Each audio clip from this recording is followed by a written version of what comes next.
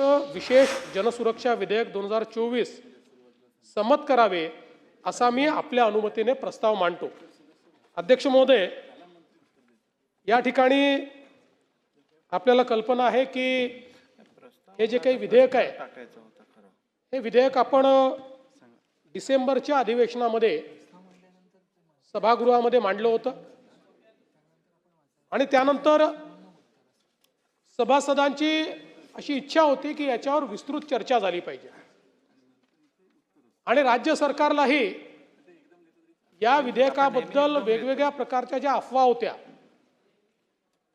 त्या अफवांना योग्य उत्तर मिळालं पाहिजे आणि लोकशाही पद्धतीनं हे विधेयक मंजूर झालं पाहिजे म्हणून आपण हे संयुक्त चिकित्सा समितीकडे पाठवायचा निर्णय घेतला। या संयुक्त चिकित्सा समितीमध्ये श्री चंद्रशेखरजी बावनकुळे माननीय महसूल मंत्री हे समिती प्रमुख म्हणून यांनी चांगलं काम त्या ठिकाणी केलं। या संयुक्त चिकित्सा समितीमध्ये सन्माननीय श्री जयंतराव पाटील, श्री नानाभाऊ पटोले, श्री भास्करराव जाधव, श्री विजय वडेट्टीवारजी, डॉक्टर जितेंद्र आव्हाडजी, श्री दीपक केसरकरजी, श्री अनिल पाटीलजी, श्रीमती मनीषा चौधरी, श्री मंगेश कुडाळकर, श्री अजय चौधरी, श्री रणधीर सावरकर, श्री तुषार राठोड, श्री राजेश पाडवी, श्री रमेश बोरनारे, श्री सिद्धार्थ शिरोळे, श्री मनोज कायंदे हे विधानसभा सदस्य आणि यांच्यासोबत विधान परिषदेचे सदस्य श्री सतेज उर्फ बंटी पाटीलजी, श्री विक्रम काळेजी, श्री शशिकांत शिंदेजी, डॉक्टर मनीषाताई कायंदे, श्री सुनील शिंदेजी, श्रीमती उमाताई खापरे, श्री ज्ञानेश्वरजी म्हात्रे व श्री अमित गोरखे आणि त्याचप्रमाणे श्री अंबादासजी दानवे अशा प्रकारे या सर्व सदस्यांनी या विधेयकावर या ठिकाणी संयुक्त चिकित्सा समितीमध्ये काम केलं। पहिल्यांदा तर मी समिती प्रमुख आणि समितीच्या सर्व सदस्यांचे आभार मानतो की त्यांनी सातत्याने या विषयावर चर्चा करून क्लॉज बाय क्लॉज विचार करून त्याचप्रमाणे जवळपास 12,000 सूचना या जनतेकडनं आल्या होत्या त्याचंही वर्गीकरण करून आणि आपला जो अंतिम अहवाल आहे तो अहवाल या सभागृहाला सादर केलेला आहे। मला हे विशेषतः नमूद केलं पाहिजे की हा अहवाल सादर होत असताना या अहवालाला कुठली डिसेंट नोट नाही। हा अहवाल जो आपल्या पुढे आलेला आहे याच्यामध्ये कुठली डिसेंट नोट नाही आहे, ही आनंदाची गोष्ट आहे। जयंतराव, ही फार समाधानाची गोष्ट आहे। ते एक्झॅक्टली तुम्ही जे जे सांगितलं ते सगळं मान्य झालेलं आहे आणि तुम्ही काही चुकीचं सांगितलेलं नाही आणि काही चुकीचं केलेलं नाही। मुळामध्ये हा कायदा आणण्याचं कारण काय आहे तर आपल्याला कल्पना आहे की देशामध्ये मोठ्या प्रमाणात मागच्या काळामध्ये काही राज्य ही नक्षलग्रस्त किंवा माओवाद्यांनी किंवा ज्याला आता टर्मिनॉलॉजी आली आहे कडवी डावी विचारसरणी, ही त्याची टर्मिनॉलॉजी आहे। कडवी डावी विचारसरणी, माओवाद, याला लेफ्ट विंग एक्स्ट्रीमिझम अशा प्रकारचं नाव दिलेलं कोर्टातही तेच म्हटलं जातं आणि अशा प्रकारच्या विचाराने प्रेरित होऊन अनेक लोक हे सुरुवातीच्या काळामध्ये बंदुका हातात घेऊन त्या ठिकाणी व्यवस्थेच्या विरुद्ध लढा, भारतीय संविधानाने जी व्यवस्था उभी केली आहे ती आम्हाला मान्य नाही आणि म्हणून आमचा हा लढा आहे, आम्हाला साम्यवादी अशा प्रकारची व्यवस्था उभी करायची आहे। अशा प्रकारच्या विचारातनं या संघटना तयार झाल्या। गेल्या काही वर्षांमध्ये केंद्र सरकार असतील, वेगवेगळ्या प्रकारची राज्य सरकार असतील, या सगळ्यांनी मोठ्या प्रमाणात काम केल्यानंतर आता हा जो बंदूक घेऊन जो माओवाद आहे हा माओवाद हळूहळू संपुष्टाकडे यायला लागलाय। महाराष्ट्र त्याचं उदाहरण आहे की महाराष्ट्रामध्ये पूर्वी 4 जिल्हे आपले माओवादाने ग्रसित होते, आता केवळ 2 तालुक्यांमध्ये आपल्याला त्या ठिकाणी ॲक्टिव्ह माओइझम दिसतंय आणि ते देखील पुढच्या वर्षभरामध्ये त्या ठिकाणी राहणार नाही अशा प्रकारची अवस्था आहे. पण त्याच वेळी याचं दुसरं स्वरूप हे तयार व्हायला सुरुवात झाली ज्यावेळेस ॲक्टिव्ह मिलिटंट्स मिळत नाहीत, त्यावेळी पॅसिव्ह मिलिटंट्स तयार करायचे. आणि म्हणून यातनं मोठ्या प्रमाणात जनसंघटना ज्यांची नावं पाहिल्यानंतर आपल्याला असं वाटतं की ही लोकशाही वाचवण्याकरता तयार झालेल्या संघटना आहेत, पण त्या संघटनांची कारवाई पाहिल्यानंतर ते लोकशाही मानत नाहीत आणि त्या संघटना भारताचं संविधान देखील मानत नाहीत. आणि म्हणून मी आपल्याला या ठिकाणी निदर्शनास आणून देऊ इच्छितो की ही जी माओवादी भारतीय कम्युनिस्ट पार्टी माओवादी जी आता बॅन्ड संघटना आहे, केंद्र सरकारने बॅन केलं आहे आणि सगळ्यांचं त्या ठिकाणी बॅन आहे, याच्या सगळ्या ऑफशूट आहे, यांचं हे संविधान आहे. हे संविधान काय सांगतं?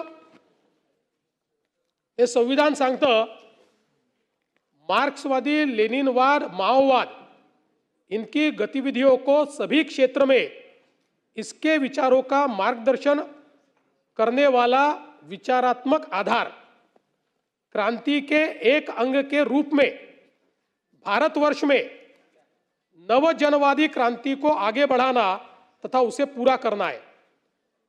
पार्टी का अंतिम लक्ष्य अधिकतम साम्यवादी व्यवस्था की स्थापना है. यह नवजनवादी क्रांति सशस्त्र कृषि क्रांतिकारी युद्ध अर्थात दीर्घकालीन लोक युद्ध जिसका केंद्रीय कार्यभार इलाकावार सत्ता दखल करना और उसके जरिए आगे बढ़ना यह होगी. दीर्घकालीन लोक युद्ध गांवों से शहरों को घेरते हुए और अंत में उस पर कब्जा करते हुए आगे बढ़ाया जाएगा. इसलिए देहाती इलाके और साथ ही साथ दीर्घकालीन लोक युद्ध एकदम शुरुआत से ही पार्टी कार्य के गुरुत्व केंद्र बने रहेंगे. इस क्रांति की पूरी प्रक्रिया के दौरान पार्टी, सेना और संयुक्त मोर्चा 3 जादुई हथियारों की भूमिका निभाएंगे. जनसंगठन और जनसंघर्ष आवश्यक और अपरिहार्य है, किंतु उनका उद्देश्य युद्ध की सेवा करना है. गुरिल्ला जोनों को और गुरिल्ला आधारों को विकसित करना तथा रूपांतरित करते हुए आधार क्षेत्रों की स्थापना करना और पूर्ण रूप से विकसित एक जनमुक्ति सेना बनाना पार्टी का फौरी और सबसे अनिवार्य कार्यभार है. मी सगळं आपल्याला वाचून दाखवणार नाही, पण त्यातल्या काही महत्त्वाच्या गोष्टी वाचून दाखवणार आहेत. मग आता याचा उद्देश काय? त्यांनी मग त्याच्यात उद्देश दिलाय. लक्ष्य और उद्देश्य. पार्टी का फौरी लक्ष्य केवल दीर्घकालीन लोक युद्ध द्वारा साम्राज्यवाद और नौकरशाही पूंजीवाद को उखाड़ फेंक कर नवजनवादी क्रांति को संपन्न करना तथा सर्वहारा वर्ग के नेतृत्व में जनता के जनवादी अधिनायकत्व की स्थापना करना है. म्हणजे भारतीय संविधानाला उडतवून टाकायचं आहे. यह आगे साम्यवाद की स्थापना के लिए संघर्ष करेगी. पार्टी का अंतिम लक्ष्य सर्वहारा वर्ग के नेतृत्व में क्रांति को निरंतर जारी रखते हुए साम्यवाद की स्थापना करना और इस दुनिया से शोषण की व्यवस्था को समाप्त करना. आता याच्या पलीकडे सगळ्यात महत्त्वाचा पॅराग्राफ तुम्हाला वाचून दाखवतो. त्यांचं काय म्हणणं आहे, काय करायचं आहे त्यांना. उसे पार्टी के अधिकार कर्तव्य दिले आहेत. त्यात 16 नंबरचा त्यांचा क्लॉज आहे कि उसे पार्टी की विचारधारात्मक और राजनीतिक आधारों की रक्षा करनी होगी तथा इसका विकास करने का प्रयास करना होगा और विभिन्न तरह के गैर सर्वहारा प्रवृत्तियों, संशोधनवादी नीतियों, संशोधनवादी प्रवृत्तियों, कार्यशैली, वाम और दक्षिण अवसरवाद. आता इथनं महत्वाचं आहे, काय त्यांना काढायचं आहे, कशाच्या विरुद्ध आहे? अर्थवाद, संसदवाद, कानूनवाद. म्हणजे भारताची संसद आणि भारताचा कानून म्हणजे भारताचं संविधान, सुधारवाद, उदारमतवाद, संकीर्णतावाद, अनुभववाद, मनोगतवाद, ऐसे अराजक विचारों एवं प्रवृत्तियों के खिलाफ अनवरत रूप से विचारधारात्मक और राजनीतिक संघर्ष संचालित करना. कोणाच्या विरुद्ध आहे? देशाच्या संविधानाच्या विरुद्ध, देशाच्या संसदेच्या विरुद्ध, सुधारमतवादाच्या विरुद्ध, उदारमतवादाच्या विरुद्ध, अनुभववादाच्या विरुद्ध आणि मनोगतवादाच्या विरुद्ध निरंतर युद्ध पुकारायचं, अशा प्रकारची यांची नीती आहे. आणि हे कुठे कुठे करायचं? केवळ जंगलामध्ये करायचं असं नाही. मी त्यातला मधला पोर्शन वाचतोय. नगर शहर कमेटी उसी स्तर में चुनी जाएगी. पार्टी सेल इसके किसी एक गांव में अथवा 2 या 3 गांवों को मिलाकर अथवा एक फैक्ट्री अथवा एक शैक्षणिक संस्थान में अथवा मोहल्ले में अथवा 2-3 मोहल्लों को मिलाकर 3 से 5 सदस्य ये चुने जाएंगे और जन संगठनों की इकाइयों में सेल गठित किए जाएंगे. हे जे आपण ज्याला शहरी माओवाद म्हटलं, शहरी नक्षलवाद म्हटलं, तो हा आहे. हे त्यांचं डिझाईन आहे. आणि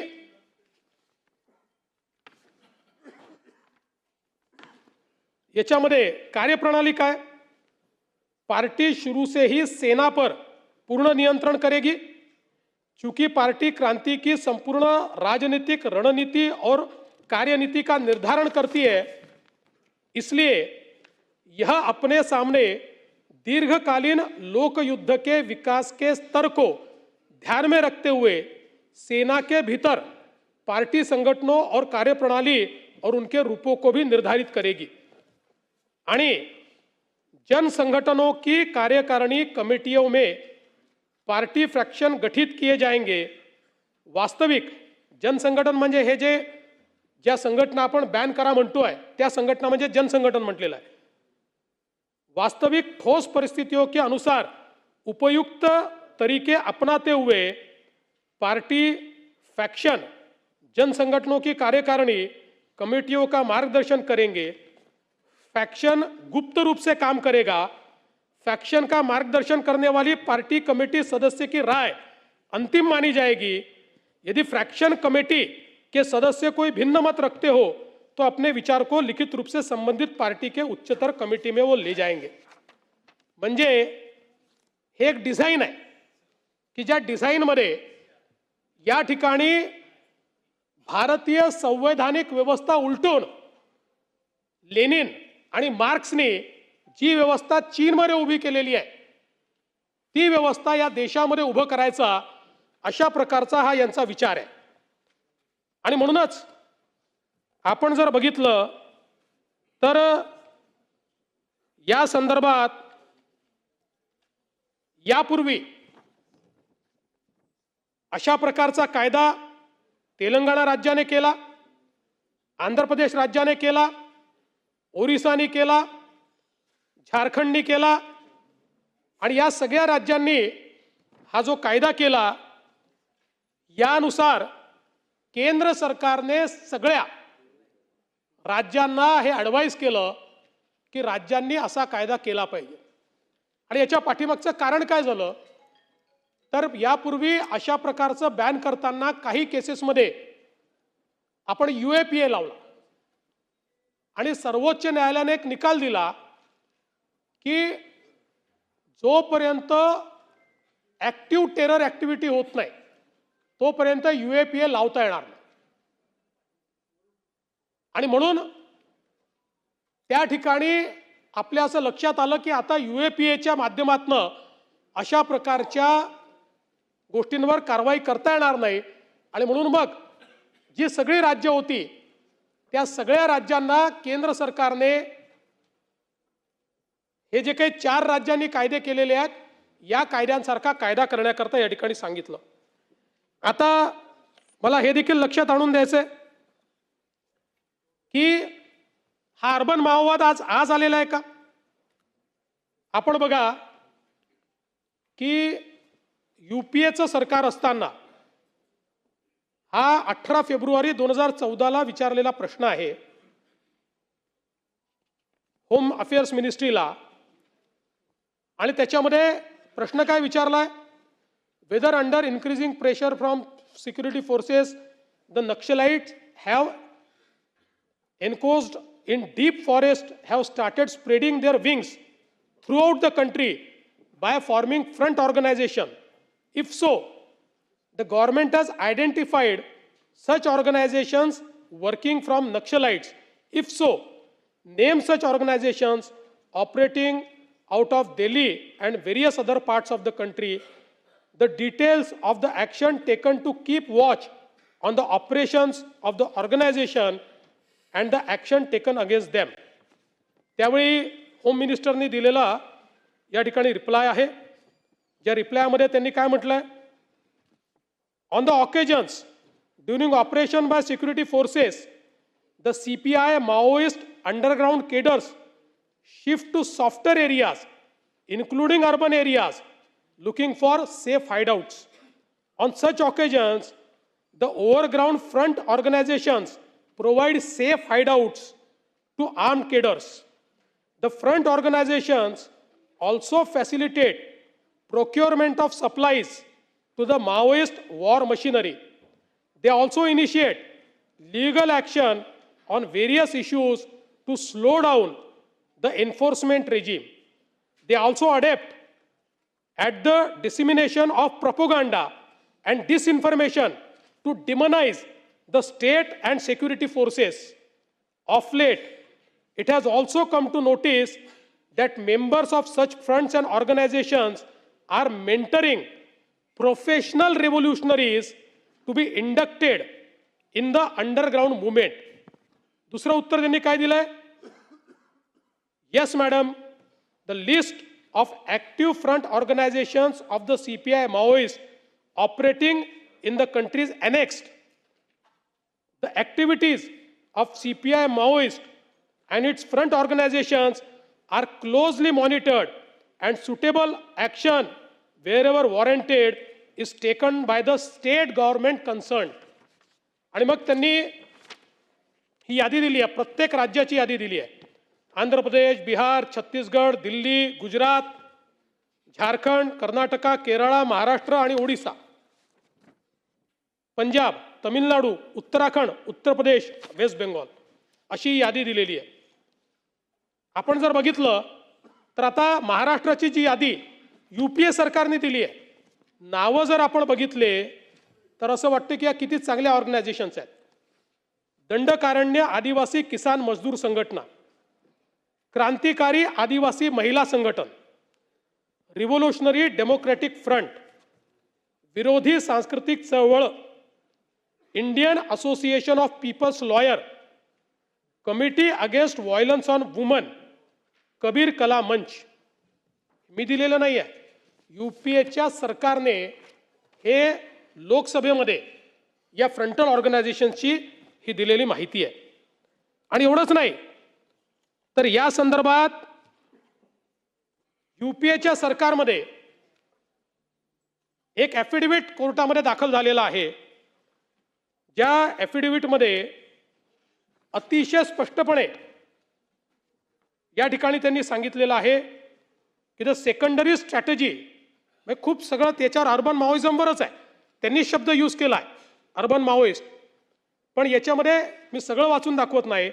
the secondary strategy of CPI Maoist is to mobilize certain targeted sections of the population, especially the urban population, through its mass organizations, which are otherwise known as frontal organizations. The mass organizations mostly operating under the garb of human rights NGOs and organically linked to CPI Maoist party structure but maintain separate identities in an attempt to avoid legal ability. These mass organizations are generally manned by ideologues who includes academicians and activists fully committed to the party line. Such organizations ostensibly pursue human right related issues and are also adept as using the legal process of Indian state to undermine and emasculate enforcement action by the security forces and also attempt to malign the state institutions through propaganda and disinformation to further cause their revolution. त्यानंतर त्यांनी तिसरी एक सांगितलेली आहे की कशा प्रकारे या सगळ्या ऑर्गनायझेशनचा एकत्रितपणे आपल्या संविधानावर अटॅक होतो हे सगळं त्यांनी त्या ठिकाणी सांगितलेलं आहे. हे ॲफिडेव्हिट या ठिकाणी UPAच्या सरकारने माननीय सर्वोच्च न्यायालयाला त्यावेळी दाखल केलेलं आहे. आता आपण जर या ठिकाणी बघितलं तर आज कायदा नसल्यामुळे काय अवस्था आहे तुम्हाला सांगतो. ज्यांच्याकडे कायदा आहे, आंध्र प्रदेश 19 संघटना आहेत, त्यातल्या 7 त्यांनी बॅन केलेल्या आहेत. त्यानंतर झारखंड 14 संघटना आहेत, 14ही बॅन झालेल्या आहेत. त्यानंतर तेलंगणा 29 संघटना आहेत, त्यातल्या 7 त्यांनी बॅन केलेल्या आहेत.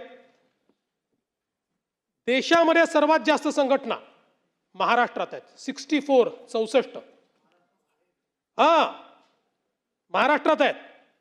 हा लोकसभेत आलेला आहे आकडा. सगळ्यात जास्त जनसंघटना या महाराष्ट्रामध्ये आहेत. अशा प्रकारच्या कडव्या डाव्या विचारसरणीचे 64 एकही बॅन नाही आहे. आणि याच्या व्यतिरिक्त 6 संघटना अशा आहेत महाराष्ट्रामध्ये की ज्या या 4 राज्यांनी बॅन केल्या आहेत, पण महाराष्ट्रामध्ये कायदा नसल्यामुळे ते महाराष्ट्रात ऑपरेट करतात. त्यांचं हेड ऑफिस महाराष्ट्र आहे. हे सगळं विस्तारित करायचं आहे. अशा प्रकारचे त्यांचे हे सगळे डॉक्युमेंट्स आपल्याला या ठिकाणी सापडलेले आहेत. आणि म्हणूनच हा जो काही कायदा आपण या ठिकाणी करण्याचा प्रयत्न करतो आहोत, अशा प्रकारे आता जेव्हा गडचिरोली सारख्या ठिकाणी ऍक्टिव्ह केडर संपताय, त्याच वेळी पॅसिव्ह अशा प्रकारे भारतीय संविधानाच्या विरुद्ध चीड निर्माण करायची, लोकांचं ब्रेन वॉश करायचं. जसं ISI किंवा ISIS हे रॅडिकलायझेशन करतं, हे वेगळ्या प्रकारचं रॅडिकलायझेशन आहे. आणि याच्यामध्ये जे ॲफिडेव्हिट मी वाचलं त्यात त्यांनी डिटेलही दिले आहेत. चांगल्या चांगल्या प्राध्यापकांचं ब्रेन वॉश करतात, चांगल्या चांगल्या ब्युरोक्रॅटचं ब्रेन वॉश करतात. अशा प्रकारची त्यांची मोडस ऑपरँडी आहे. आणि म्हणून हा कायदा आपण तयार करायला घेतलेला आहे. आणि आता या कायद्याच्या संदर्भात काही लोकांच्या मनामध्ये संभ्रम आहे. पहिल्यांदा तर या कायद्यामध्ये इंडिव्हिज्युअलला अटकच करता येत नाही. कोणालाही व्यक्तीला डायरेक्ट अटक करता येत नाही. जेव्हा एखादी संघटना बॅन होते, बॅन झालेल्या संघटनेचा जर तो सदस्य असेल तरच त्याला अटक करता येते.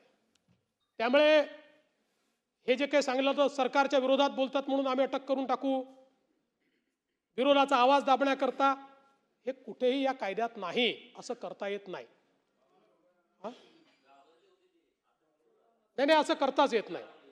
आणि असं करायचा प्रयत्न केला तर असा कायदा टिकू शकत नाही. दुसरं, आपण जर बघितलं असेल तर या कायद्याने सगळ्यात मोठं मेकॅनिझम काय उभं केलंय? सगळ्यात मोठं मेकॅनिझम हे आहे की एखादी संघटना अशा प्रकारचं काम करते असं लक्षात आल्यानंतर राज्य सरकारला किंवा पोलीस जो काही यंत्रणा आहे त्या यंत्रणेला ते नोटिफाय करावं लागेल आणि एका प्राधिकरणाकडे जावं लागेल. प्राधिकरणात कोण आहे? हायकोर्ट जज, डिस्ट्रिक्ट जज आणि PP अशा 3 जणांचं प्राधिकरण आहे. या प्राधिकरणापुढे जाऊन हे सगळे पुरावे मांडावे लागतील आणि त्यांनी हे पुरावे बरोबर आहे असं जर सांगितलं तरच नोटिफिकेशन काढता येईल, आणि नोटिफिकेशन काढलं तरच मेंबरवर कारवाई करता येईल.